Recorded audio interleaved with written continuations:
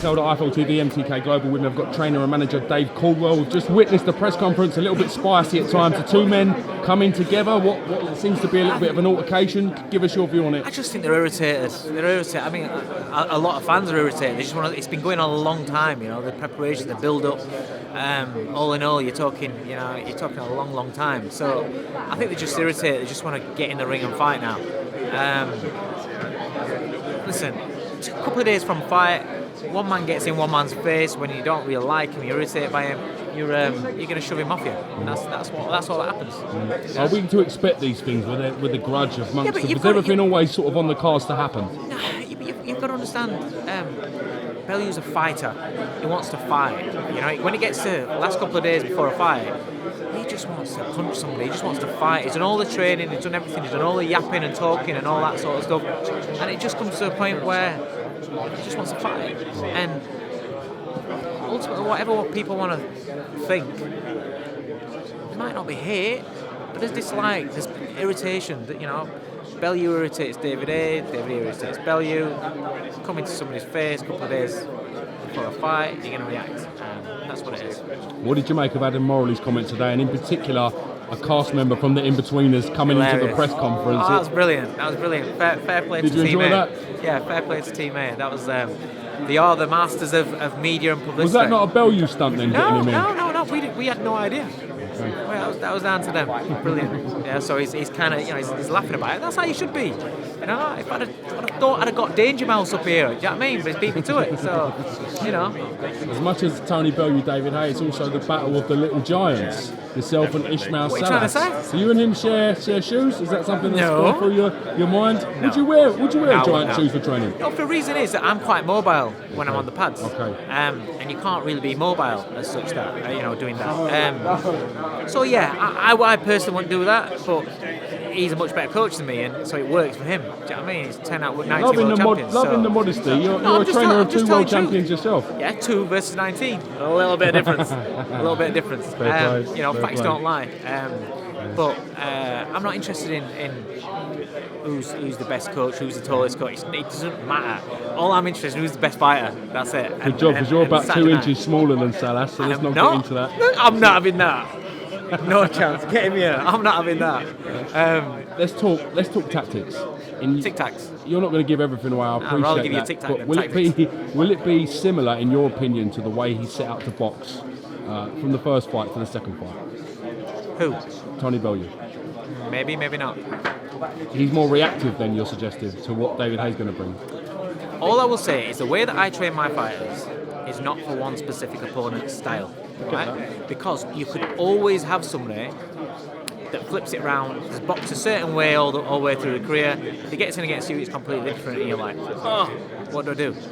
So I train my fighters to be the best that they can be in every single department. So in defence, in attack, boxing at long range, boxing up close. And so we've kind of prepared whatever he wants to do, you adjust in fights. As long as you can adjust in a fight, which Tony can adjust in a fight, then it is what it is, you know, and that's what we do. Because sometimes in fights, in 12-round fights, certain things happen, game plans change midway through. If you can't react to that, if you can't adapt to that, then you're stuck, and we won't be stuck. Tony Bellew riding a wave of confidence, and too rightly so. Do you feel? Yeah, but it's not false confidence. Do you feel you're more concerned about this fight, or was you more concerned about the original fight? Do you feel more confident coming into this? Myself as a coach, I prepare, and I'm mentally getting Tony ready for the best David Haye that there's been. The Macronelli speed, the sharpness, the agility, the explosiveness, the twitching, the movement that he showed against Momac. I'm looking at that sort of David Haye. Whether we get that, I don't know. But it's better to prepare for something that's massive, and rather than aiming there and then you get in the ring and it's better than what I thought. Because then it's very hard to gear yourself up. Do I think that you're going to get the best David Haye that you've ever seen? No, I don't. He's talking about putting it on him and setting a pace from round 1 to 6 and then pushing on from there and getting in his face and being aggressive. When has he ever done that? When has he ever done that in a fight? And the thing is, if it's a fight and if it gets up close, then I'm happy. Because what I've seen with big men as well, Tony sparring, on the inside, being bullied and being roughed up and things like that, you know, it'll stand him in very good stead, you know. So we'll see which sort of fight evolves, but it's a dangerous fight, and it's a fight that there's no complacency, there's no overconfidence, there's confidence, but there's nothing there where you're trying to become cocky or arrogant, thinking, oh, we'll beat him once, we'll beat him again. There's nothing like that. There's nothing like that.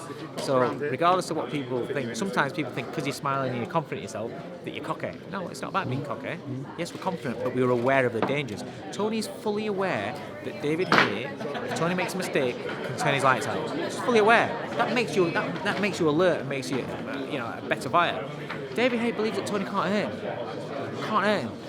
And so there's different ways of hurting fighters in fight. You don't have to hurt somebody with one shot. You can chip away, and then rounds, mid rounds, late rounds, you're gone. How many fights have you seen where a guy's just walking somebody down, just taking shots, walking him down? They look fine, they look like they can't be hurt, then all of a sudden they just unravel and then they get stopped. It happens in boxing. You don't have to just catch somebody with one shot. But it will be interesting if Bellew catches David Haye clean with the left hook. It will be interesting. You know David Haye pretty well, as much as anyone. Give me a little bit of credit. This will be killing him, this stuff, won't it? Having to admit to Bellew, someone who doesn't really care for that much. Having to confrontations and people pushing him about in front of crowds. You know, he doesn't like all that sort of stuff, does he? He doesn't like confrontation when it's not on his terms. Yes. Like I said to you, remember when he chased Klitschko onto the steps and confronted him with all the media and everybody there, right? He's done all that kind of stuff. So all this humble, this sort of stuff, I'm bored of this sort of stuff. He's done it all before, and he built his career around that. And I was part of that. I've seen all that, But I've also seen his media workouts before, his workouts the night before, before the fights and things like that, where he's shaking off. I've seen the movements and the sharpness and the snap. Well, I've got it on my video. I had a little look yesterday comparing how his movements and his fluidity is back then to what it is now. And no matter how impressive he looks and how good he looks, and regardless of this fight, anything, he's not the same David Haye. And I'm not saying it's not a good David Haye, I'm not saying it's not a dangerous David Haye, but he's talking about him being the best of this, blah, blah, his body's in better shape than ever been, blah, blah. It's bullshit. He's in good shape, physically looks it, but he isn't the same man. And he doesn't know that he can implement this tactic of roughing Bellew up and fighting. How does he know that? Because he's never done it before. You're going to try something new that you've never done before, and hope that you last, and hope you can do it in the biggest pressure fight of your life, because the pressure is on David Haye. Because if he loses this, he's done. He's done as a big name fighter. It doesn't necessarily mean he has to retire. He can carry on if he wants to. But as a big name, a big money fighter, he's done. So he's gonna go and gamble on that. So is he gonna box? Do what he does best? He's contradicts himself, talking about what he's going back to what he's best at, but yet now he's saying he's gonna put him on him, blah blah. So he's contradicting himself.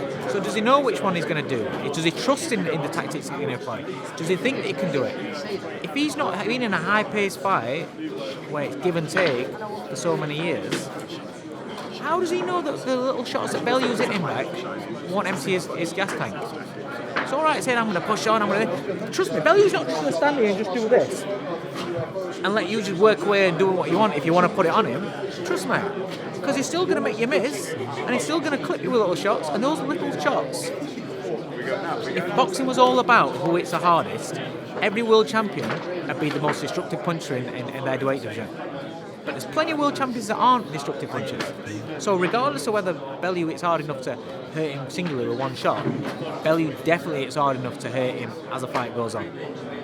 Can't wait for the weigh-in tomorrow. I have a feeling it's going to be a bit spicy. Can we bring back the cage thing? When that defence. I don't think you need that. I just think you just need to make sure that there's some breathing space. I'll leave it out, Dave. We want heated. We want them smelling each you want to be able to put on your to go to work. AFL beef. Heated. Is that what you're going to use today? Beef. I think it is the case of heated beef today. You should change it to. You should just change it to jerky one day or something like that. Jerky.